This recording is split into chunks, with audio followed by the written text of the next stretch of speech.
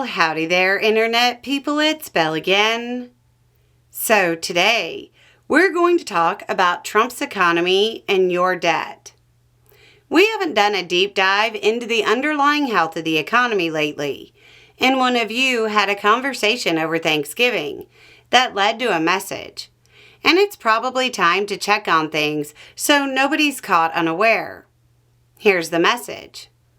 Belle, I have a Thanksgiving dinner question that isn't about debate. My brother, who describes himself as a non-MAGA Republican, was talking about the shape of the economy. He said it wasn't great. He kept talking about a bifurcated economy and said that while the stock markets were doing well, the underlying economics aren't good. Of course, that made me think of you. I'm wondering if a bifurcated economy means a K-shaped economy, or any of the other terms you've used, and what everybody's individual debt has to do with it. He lost me at that point.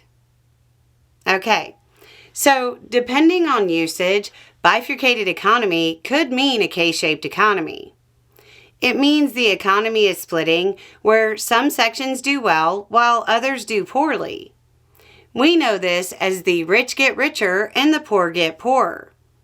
But in this context, what he meant was probably closer to when we talk about the stock market being untethered from reality.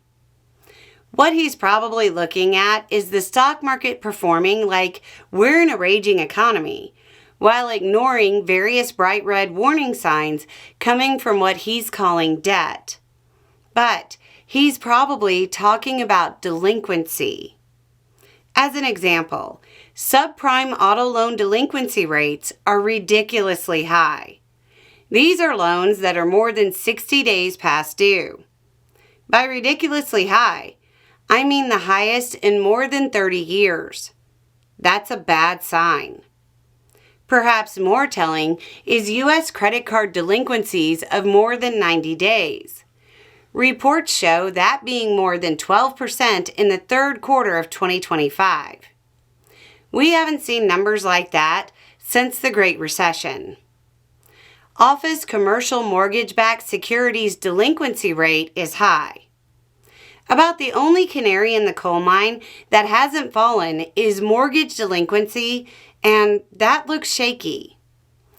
This with a backdrop of consumer confidence being on par with the pandemic and the expectations index being lower than the pandemic should be a clear sign the economy is stressed. When the economy is stressed, stock valuations that lead to a Buffett indicator of 224.1% are probably untethered.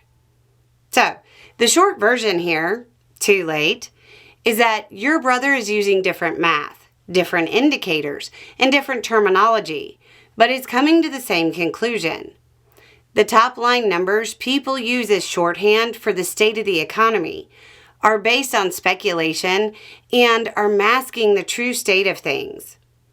This is everybody's periodic reminder that the stock market is not the economy. Anyway, it's just a thought. Y'all have a good day.